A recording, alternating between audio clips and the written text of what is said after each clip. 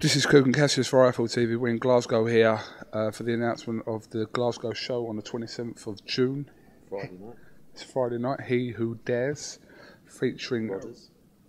What? It's Only Fools and Horses. Is that where you got it from? No, but that's the big line out of Only Fools and Horses. Oh, I'm a big fan of it. He Who Dares. He Who Dares. Ricky Burns headlining. Opponent to be announced. What's the crack, Ed? Press conference. Well, no, the crack is that he'll fight. The WBC have ordered him to fight Dejan Zlatikanen, who is, I think, WBC number 8. He's 18-0 from Serbia and Montenegro for the international title and an eliminator for the WBC title. So that's the fight. Excited. I think, you know, we've made no secret about wanting to target that WBC title. Ricky has always wanted to win a WBC title. We see Figueiredo as a slight weak link. He fights Estrada, which is mandatory. We'd love to fight the winner. And I think that's a real possibility. But he's got quite a tough fight in this kid. I've watched him a bit over the last few days. Southpaw, which is a little bit new for Ricky in the last few fights. So looking forward to it. I mean, Scotland is... We were talking about this. I don't know if you were involved in a conversation with Curtis Woodhouse just outside. You don't get atmospheres. I mean, Belfast is right up there, but Scotland and Glasgow is just on another level. And Woodhouse against Limond is just a classic domestic fight for the British and Commonwealth light welterweight title.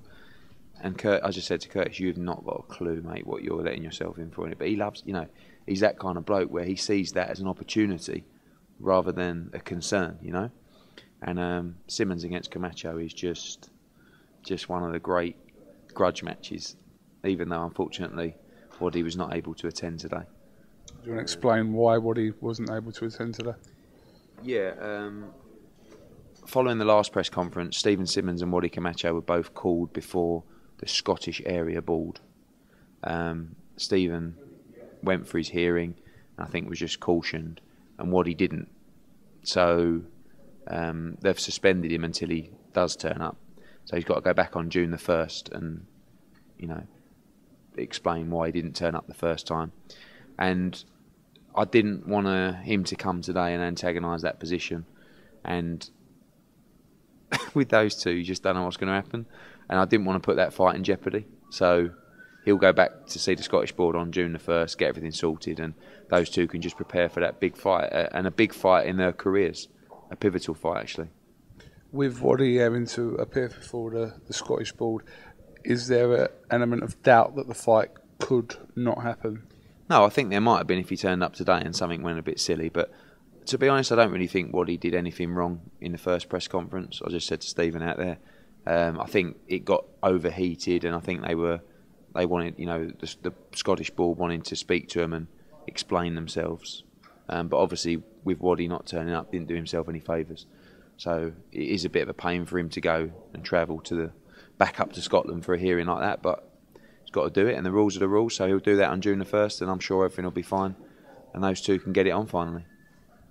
Also on this bill will be the regular guys on your Scottish bill: David Brophy, Michael Roberts, John Simpson. Is he on the bill as well? Yeah, I'm talking to Alex Morris. I've got a meeting with him later. John Slow, he's fighting Chris Hughes for the Scottish featherweight title and the Celtic title as well. David Brophy will be stepping up. Scotty Cardle's on the bill as well. Also, Tommy Coyle's going to be getting out in the summer. Looks like he could be on this bill as well. May bring Anthony Joshua back up. I didn't want to commit because of his hand, and obviously he's boxing in Wembley. So, you know, obviously he loved being up here last time, and the fans love him. We're in Braehead. It does only hold around 6,000, and over half of those have already been pre-ordered from fighters, so it probably sell out very, very quickly. So, but again, we'll see how Anthony progresses. But you know, I'm looking forward to. It's weird, really. I know that obviously you want to have a world title, and you want to have fighters with a world title, but this feels like a new challenge now with Ricky Burns. You know, when Ricky joined us, he was WBO champ. He lost it on his third defence. And now we've got to get it back, you know, and we've got to provide him the opportunities to get it back. And I think with the WBC, you know, stands a great opportunity to get another shot as quickly as possible. And, the fact remains is that Ricky Burns is really the money in the lightweight division. And it doesn't mean, that statement doesn't mean I'm saying he's the best fighter in the lightweight division, but look at the draws in the division, and let's look at the champs. Figueroa, he's just not a draw at all. Abril, great fighter, not a draw at all. Vasquez, great fighter, not a draw at all. And Crawford, who is, he's fighting Gamboa in Omaha, great fight, but I don't think he's still a top drawer. And Ricky Burns is selling 8, 9, 10,000 tickets. I think that when you can bring in that kind of revenue, you can bring the champions over. So I think we've got a great chance, and this is his first fight under Tony Sims. And we're looking to see some big improvements. This fight for Ricky is all about coming out and making a statement and showing that he's still a player in the 135-pound division. Just going back to Terence Crawford, is that a voluntary he's taken against Gamboa? Wow. Credit to him for taking that as his first fight. I think you're approaching a period now where broadcasters are demanding fights rather than promoters are just coming up with average fights. And what's going on in America is a great example of that. HBO and Showtime are at loggerheads. They both want the best fights. And I think Crawford's basically been told, we'd like you to fight Gamboa. That's a good fight. I don't think Crawford's got any problems with that fight. I think he beats Gamboa comfortably.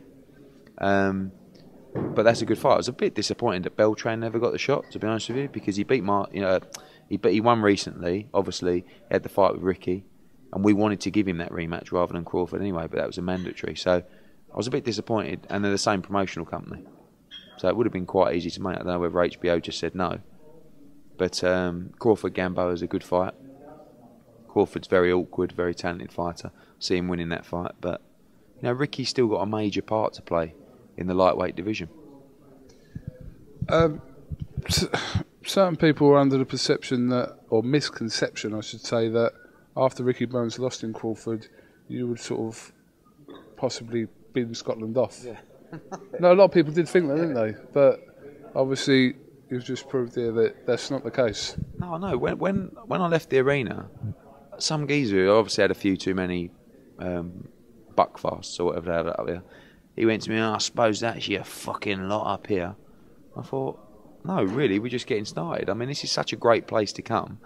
And when you've got fights like Simmons and Camacho and Limond against Woodhouse, and you've got a fighter in Ricky Burns who is now back on the world title trail, it's exciting times. And we're only just getting started with Scottish boxing. And if they keep coming out and supporting us the way they do, come back and come back and come back. So, you've seen what we're doing in Cardiff at the moment, same sort of thing, seeing what we're doing in other areas. And, the new season will see so many more cities penetrated. Obviously we're in Leeds the first time in a couple of weeks. We're going to go to Birmingham in September. I'd like to go to the North East. I'd like to go somewhere in the south of England. We've got to spread the gospel all over the country, not just in the places that we go and we know are successful, but when you've got a city like Glasgow and you can put on a TV show and make it look how it looks with the atmosphere that it generates, it's a no-brainer. Absolutely. FROCH and Groves.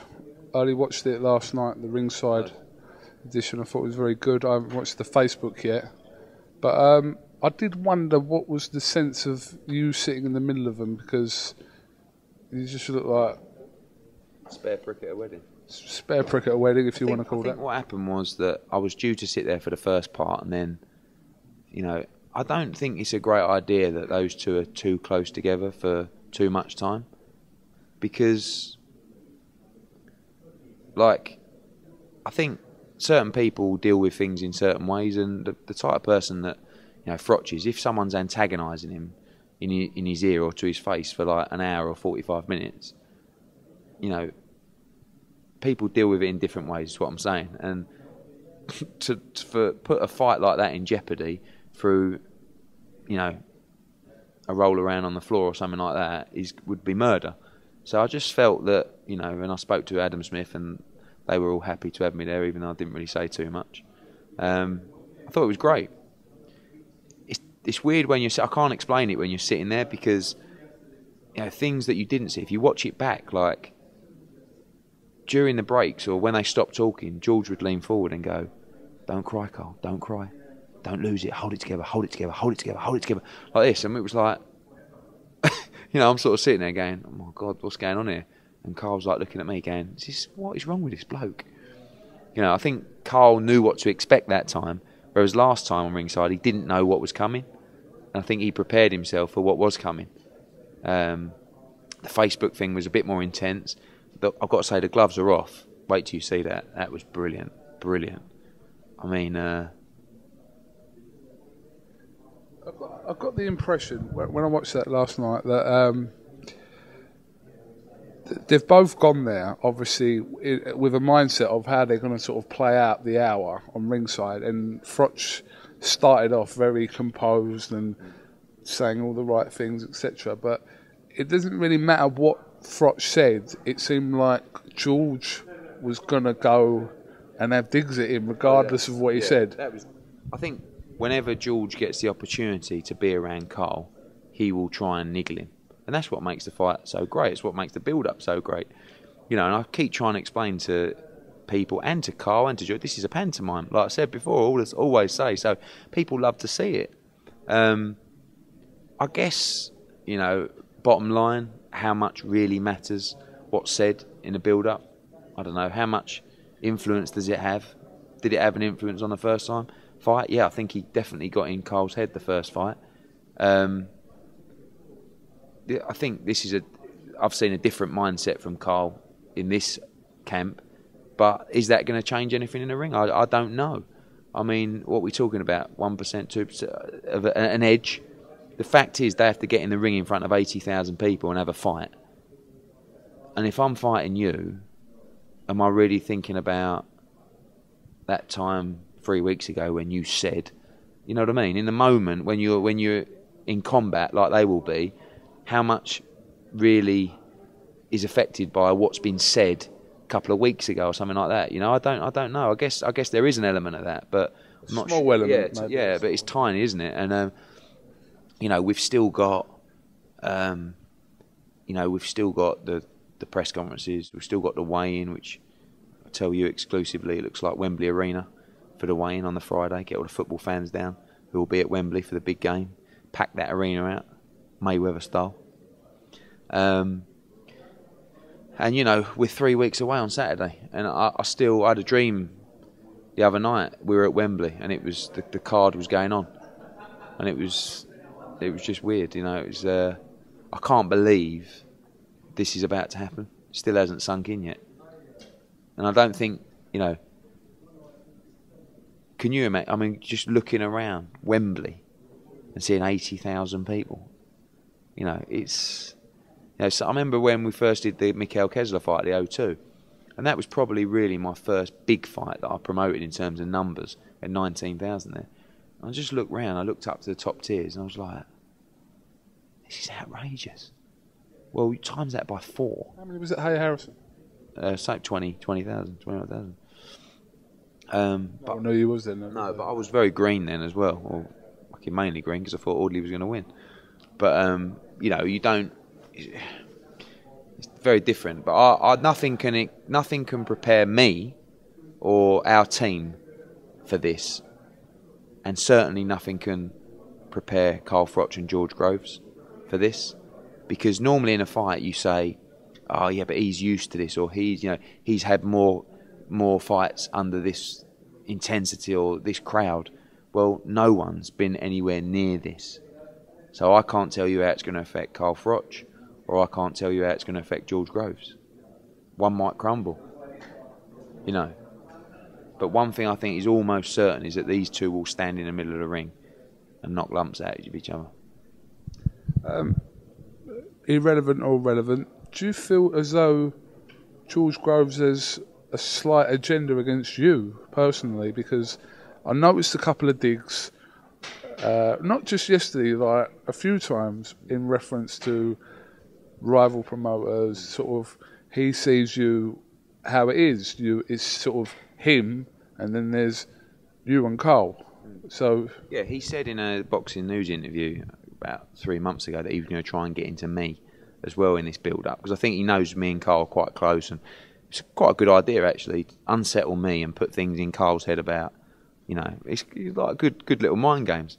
The fact is that when he says, you know, Eddie made you take a fight you didn't want, that doesn't really wash, because Carl chooses the fights that he wants. And then he said he made you come to my hometown. Well, Wembley was the right choice. It holds 80,000. It's the National Stadium. And when I asked Carl, he said, yeah, brilliant. So, but I can see what George is trying to do. Listen, you know, I've got a decent relationship with George. And of course, everyone knows, you know, my relationship with Carl Froch. But literally, as I said to you in all the times, made a best man win. And whoever deserves to win will win on the night. And I'm sure I'll work together with George Groves again, win, lose or draw. You know, but it's not really about me. It's not about who I look after or who I represent or what my relationships are with people. It's about the boxers and the fight.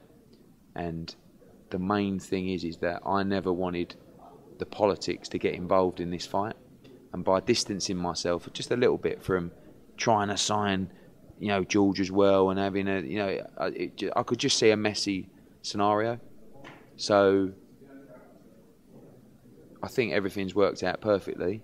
Made a best man win, and I just can't explain or imagine the feeling just before the first bell. I mean, you know, it's literally, I know everyone always, and a promoter always says, oh, you know, it makes the hairs on the back of my neck stand up. Well, I'm talking to you now, it fucking is, and it's given me a little bit of a chirp on, to be honest with you. Captured the imagination, Eddie. It's captured the imagination of everybody, because everybody's got an opinion. Nah, Groves is going to do it. He's Froch is a warrior. He was going to stop him last time. He's going to knock him out. He'll do it again. No. You know, it's everyone wants to talk about it. Everyone's got an opinion, and that's what makes it so big. This fight, it hasn't even started yet. This fight is going to be absolutely massive. In keeping with the build-up, the first fight, everything that's gone on, what's the odds on another controversy in this fight? Controversies in boxing are, you know, not uncommon. I mean, it's interesting, you know, when you talk about the officials, George Groves basically said if there were British officials, he wouldn't fight, which, you know, he's got his reasons for, and you know, you can understand some of the ethos behind those. By bringing in a foreign referee, it kind of plays out, you know, it kind of takes away what happened last time. Do you understand what I'm saying by that? Like, if you know, if it was a British ref, he would be very conscious as to not stop the fight early because of what happened last time. But a guy who wasn't really involved last time might... Do you understand what I'm saying? Like, I don't know. I mean, listen, I hope that there is no controversy, and I don't think there will be. And, you know, the first fight was controversial, and you don't really see that kind of level of controversy. But because it was such a big fight, if it was an 8-rounder and that stoppage was made, people would go, oh, that was a bit early, but they wouldn't be, you know, singing and dancing and starting campaigns and all sorts. So, you know, sometimes in boxing you get controversy. We hope it doesn't happen. I don't think this goes to points at all. Do you? No, definitely not. I don't. So, what's the controversy as to whether it stopped too early or too late? The undercard now is set now, isn't it? So James DeGale will fight Brandon Gonzalez in final eliminator rather for that title, the IBF title. James McDonald will fight for the WBA bantamweight title. Kevin Mitchell, final eliminator for the IBF title, and Nick Joshua will face... Announced this week. And people say to me, oh, why haven't you announced? The reason is that he's just started punching again. So, you know, when you're selecting an opponent, you want to know how the camp's going, how his hand is, and it's okay. So, you know, we'll select an opponent this week. There's no conspiracy theory. I was tweeting some geezer last night. Why is this? Like, because we've got a lot on, and we just wanted to make sure that everything was okay with Anthony, and it is, and we'll select the opponent this week. Oh, okay. You know. And the reason for just 4 fights on the undercard is timing, really. I mean, the doors will open at 5:30, and you have to allow an hour till you start. That's the rules of the stadium, so that you allow everyone to get in. 6:30 will be the first fight. That will be Anthony Joshua. And then 7 o'clock will be either McDonnell or Mitchell. And then 8 o'clock will be McDonnell or Mitchell. And then 9 o'clock will be DeGale. And then 10 o'clock will be FROCH Groves.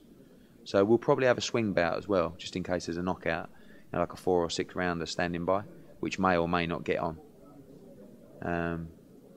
But, you know, I think it's 4 quality undercard fights that people are interested to see.